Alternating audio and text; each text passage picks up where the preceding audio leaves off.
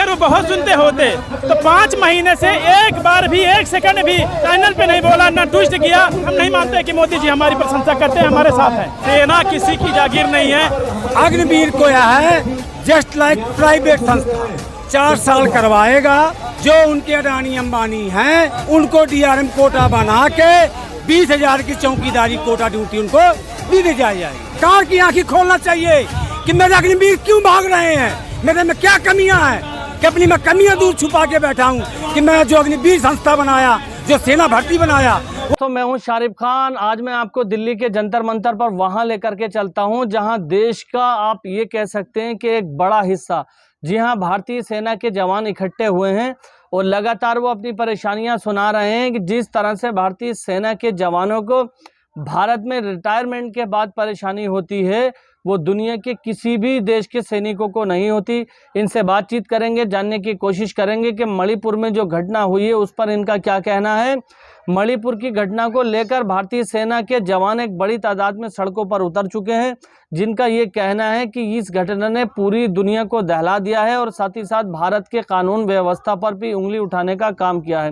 भारत के संविधान में ये पूरी सारी चीज़ें दे रखी हैं कि दोस्तों आप जानते होंगे कि महिला कल्याण विभाग जो भारत मंत्रालय ने बनाया है उसकी जो मंत्री हैं स्मृति ईरानी हैं। स्मृति ईरानी से सांसद के अंदर एक सवाल पूछा जाता है मणिपुर को लेकर तो वो आग बबूला हो जाती हैं और लगातार इस तरह की भाषा का प्रयोग करती हैं जैसे उनसे किसी दूसरे देश के बारे में पूछ लिया हो। तो फिलहाल आज की जो ये टॉपिक है इन पर बातचीत करने के लिए दिल्ली के जंतर मंतर पर चलते हैं और देश को अपने कांधों पर उठाकर चलने वाले हमारे भारतीय सेना के जवान इतने बड़े पैमाने पर आखिर दुखी क्यों हैं। क्या भारतीय जनता पार्टी की सरकार में जो इनके अधिकार हैं इनको नहीं मिल रहे हैं? अगर मिल रहे हैं तो फिर इनको सड़कों पर दिल्ली की तेज़ गर्मी में जाकर जंतर मंतर पर प्रदर्शन करने की क्या ज़रूरत पड़ रही है? एक तरफ जहां भारतीय जनता पार्टी कहती है कि देश में 9 साल में बहुत ज़्यादा तरक्की हुई है, वहीं भारतीय सेना के जवान कह रहे हैं कि 9 साल में देश के बॉर्डर से लगे हुए जिन देशों की सीमाएं उन पर क्या बदलाव हुआ है और देश के अंदर क्या क्या घटनाएं घटित हो रही हैं। तो वीडियो में देरी नहीं करते हुए चलते हैं दिल्ली के जंतर मंतर और सेना के जवानों से बातचीत करते हैं। पद क्या था सेना में? मैं पद TS नायक से आया हूँ, ACP हवलदार से आया हूँ। सबसे बड़ा सवाल यही, मोदी जी तो कहते हैं कि सेना के लिए हम सबसे ज्यादा काम करते हैं, हमने बहुत मजबूत की है। जब से देखिए सेना किसी की जागीर नहीं है, चाहे वो किसी का नाम नहीं लेना चाहते हैं। सरकार सेना की है, किसी पर्सनल किसी जैसे आपने ने कहा कि मोदी जी ने कहा सर जो जनता की है, सरकार की सेना है, सरकार कोई भी रही हो। और रही बात जिस तरह से आपने कहा कि सेना के लिए बहुत सुनते हैं, अगर वो बहुत सुनते होते तो 5 महीने से एक बार भी, एक सेकंड भी चैनल पे नहीं बोला, ना ट्वीट किया, तो हम नहीं मानते कि मोदी जी हमारी प्रशंसा करते हैं, हमारे साथ हैं। सरकार कोई भी, जैसे आप क्योंकि आप मोदी जी के नाम लिए, वो तो बोले कि सेना के नाम पे, पुलवामा के स्ट्राइक के नाम पे हमें वोट दीजिए, हम मानते नहीं मानते? नहीं तो इसका मतलब किसी गलत है, किसी को हम किसी स्ट्राइक पे वोट नहीं देते हैं। हम भारत सरकार के लिए वोट करते हैं और सरकार किसी की रही हो। और रही बात ये सैनिक जो है देश का, पूरे देश का है, किसी सरकार का नहीं होता है। देश के लिए काम करता है, सरहद पे काम करता है और वो सिर्फ डिसिप्लिन के लिए 5 महीना से हमारे 85 साल के सीनियर्स जो आए दिन 5 महीना से बैठे हुए हैं। आप भी चला रहे हैं क्योंकि नेशनल मीडिया से कोई मतलब नहीं है, क्योंकि सब बिकी हुई मीडिया है जो नेशनल है। आप लोगों का बहुत बहुत धन्यवाद करता हूं जो आप लाखों लोगों तक ये समाचार है कि 5 महीने से बैठे हैं। देश का सैनिक ऐसे भटकेगा तो आम जनता का क्या होगा सर? आप समझ सकते हैं सर, ये आपने बहुत अच्छा क्वेश्चन किया कि एक सैनिक की हालत है तो आम जनता की क्या है।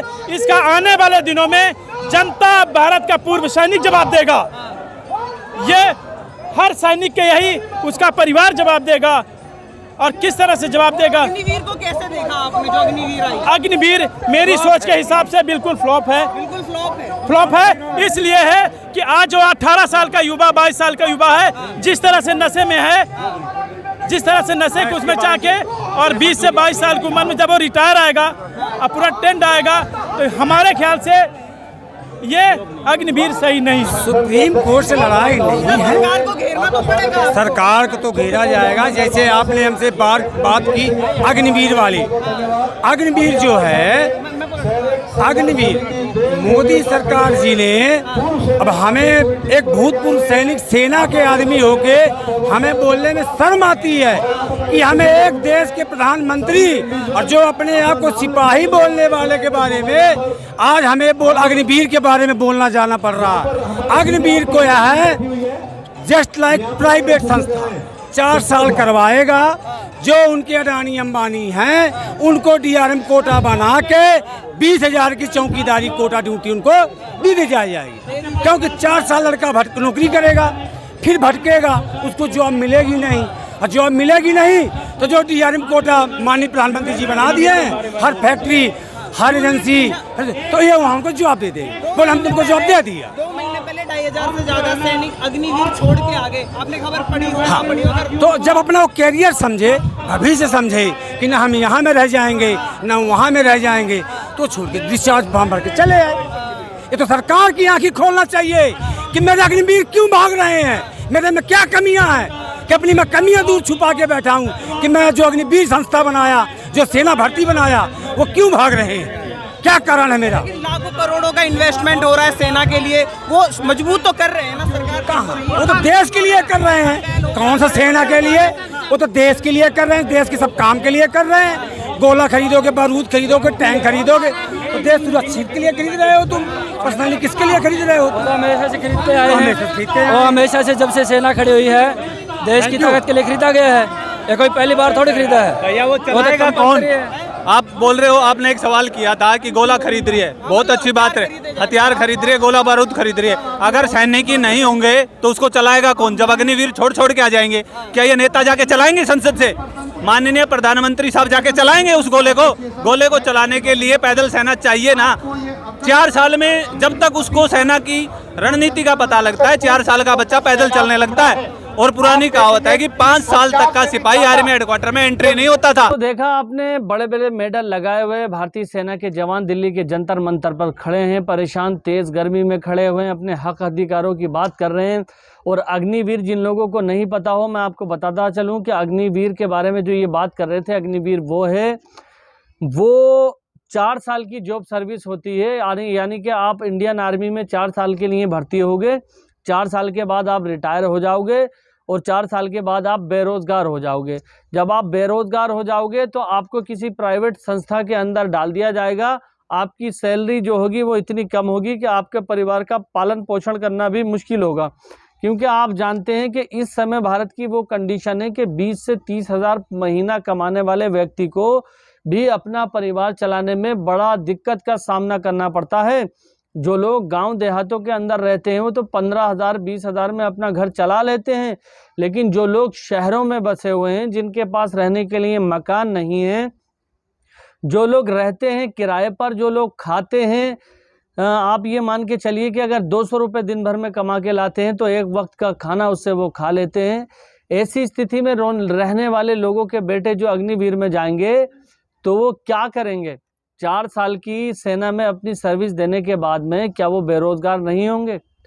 दोस्तों, हिंदुस्तान के अंदर अनएम्प्लॉयमेंट यानी कि बेरोजगारी बड़े पैमाने पर बढ़ती चली जा रही है, और जो लोग इसके खिलाफ आवाज़ उठाने की कोशिश करते हैं उसको सरकार अपने अलग ही अंदाज से निपटा रही है। क्योंकि आपने देखा होगा कि दिल्ली के जंतर मंतर पर महिला पहलवान जो प्रोटेस्ट कर रहे थे उनको किस तरह से दिल्ली पुलिस उठा करके लेकर के जाती है और दोबारा से उनके मुद्दों को किस तरह से नेस्तो नबूद करने की कोशिश की जाती है।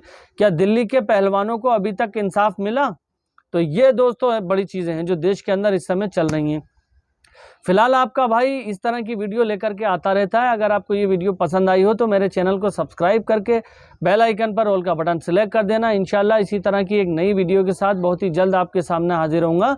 तब तक अपने भाई को इजाज़त दीजिए, दुआओं में याद रखना। खुदा हाफिज़, जय हिंद, जय भारत।